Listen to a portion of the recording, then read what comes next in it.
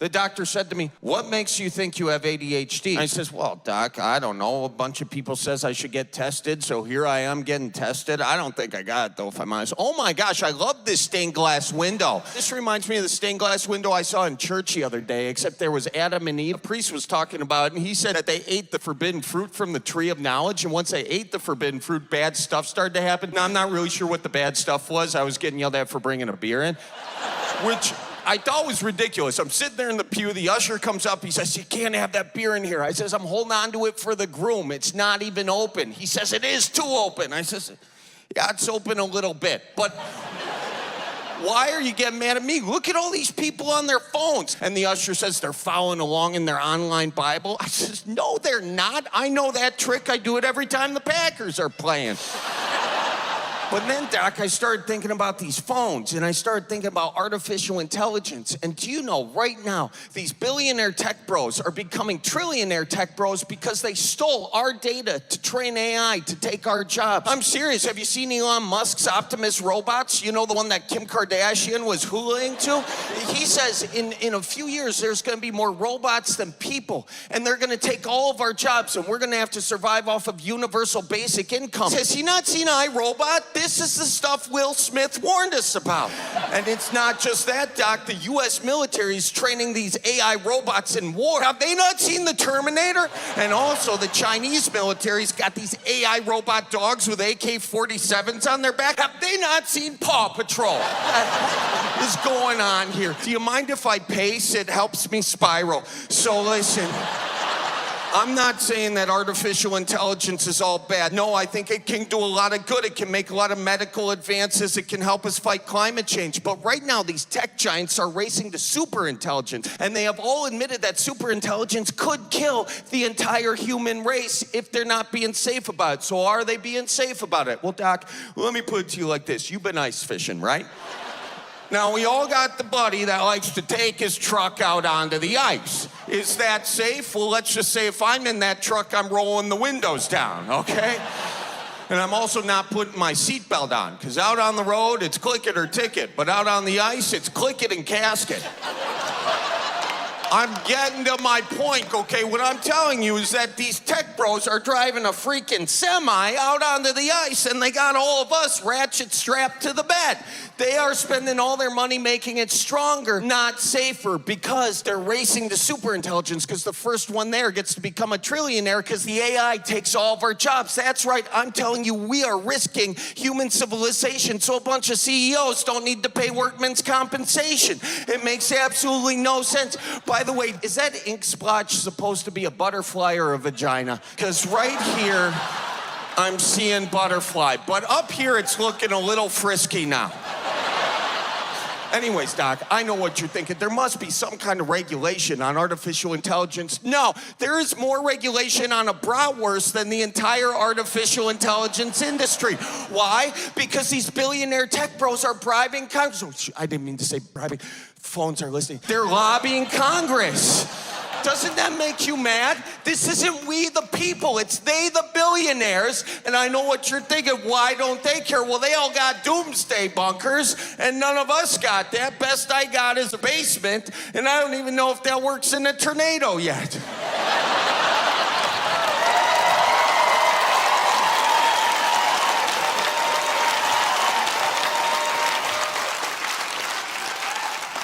You're mad.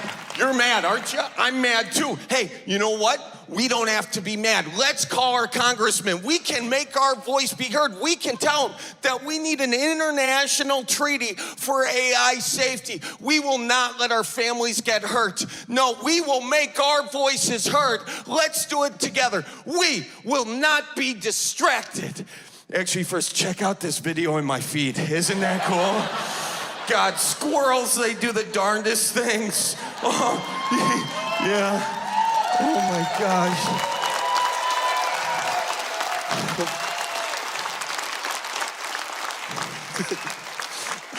He's trying to climb up the feeder and they put oil on the feeder. He's not gonna get up, the fat bastard. Oh, look at him.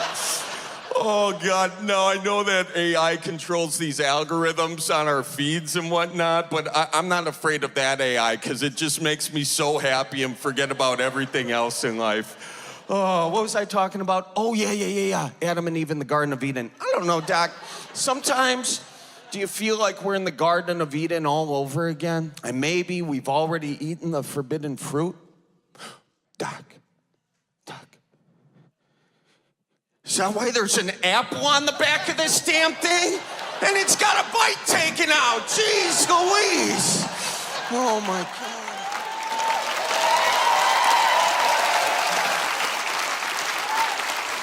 And before I could even finish answering his question, he handed me a prescription for legal meth. Let's see here. I'm one of 12 kids. Oh,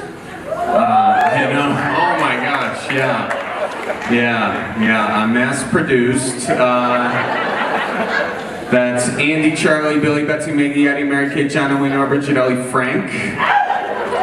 Yeah, guys, 12 kids is so many kids. I just said 13 names and you said, ow! Yeah, it's a lot of kids. Now, when you're 1 of 12 kids, people got questions. They got questions naturally so, you know? Are you Catholic? Are you Mormon? Are you homeschooled? Yes, all three, actually. I'm kidding. I wasn't homeschooled. So anyway, where am I going with this? Yeah, so we're a big family. We weren't the most well-behaved kids in the world, I'll be honest with you, okay? But that's okay, because as a Catholic, you learn that God doesn't give you anything you can't handle. Okay? But then again, God only had one kid. I'm just saying, okay?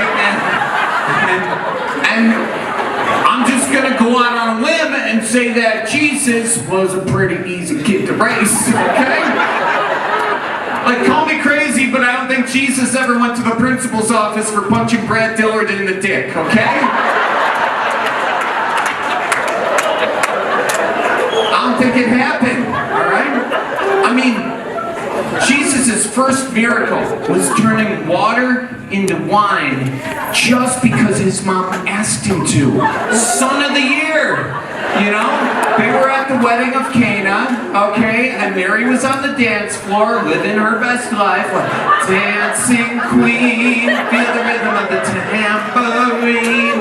And then her best friend Teresa taps her on the shoulder and is like, Mary, they're running low on wine. Only 2 skins left.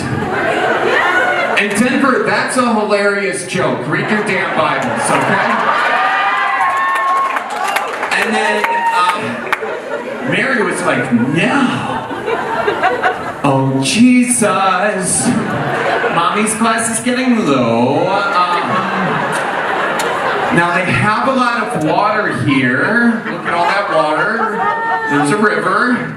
But not a lot of wine. I was thinking, what if you turn some of that water into wine, then we could all party, dancing queen.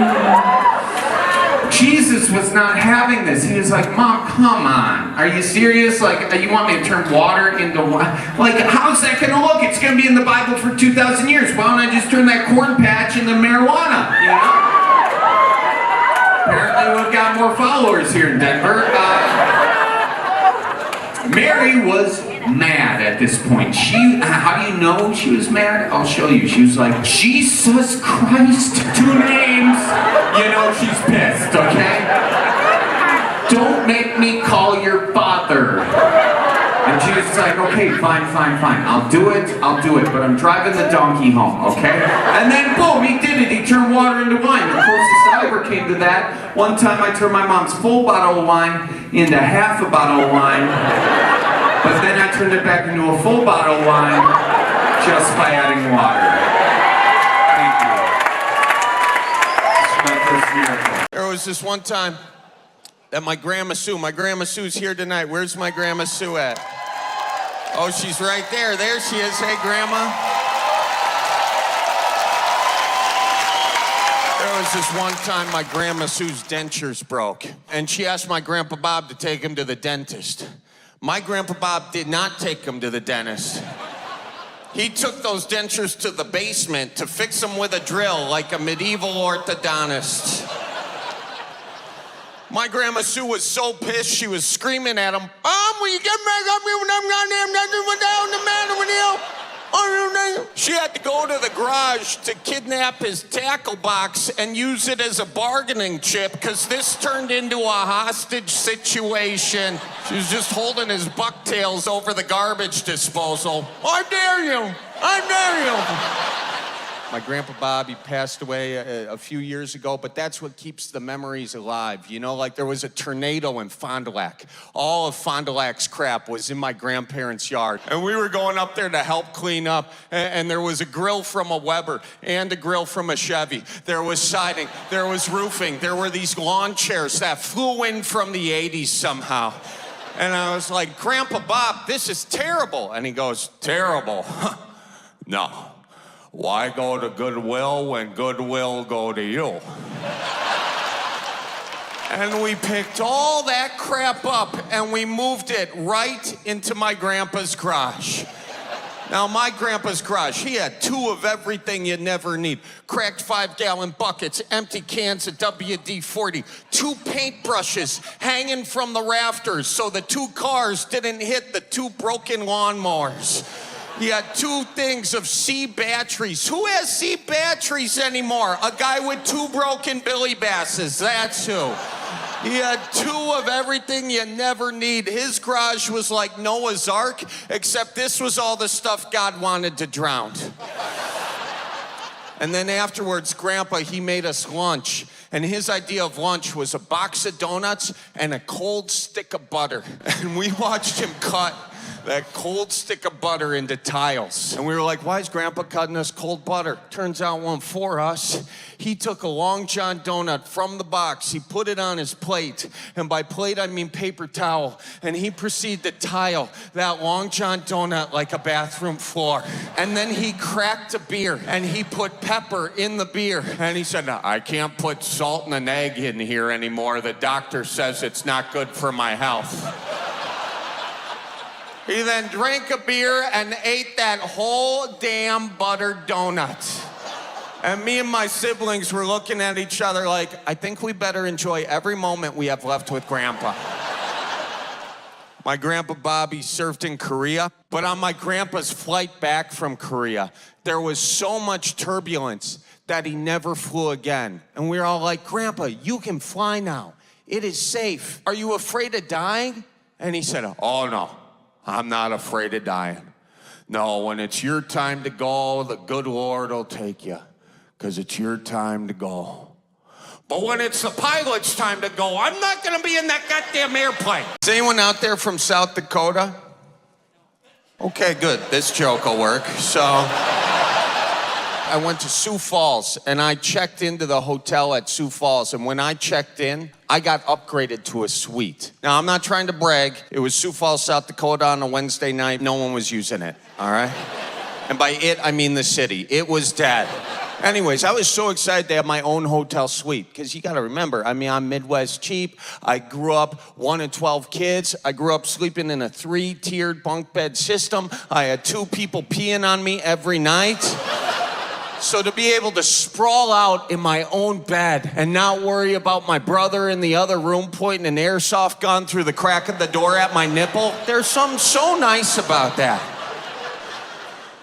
But my excitement for having my own hotel suite went away as soon as I walked in the door. Because as soon as I walked in, there were these 2 TVs playing the worst menu screen music you have ever heard in your life. It was like...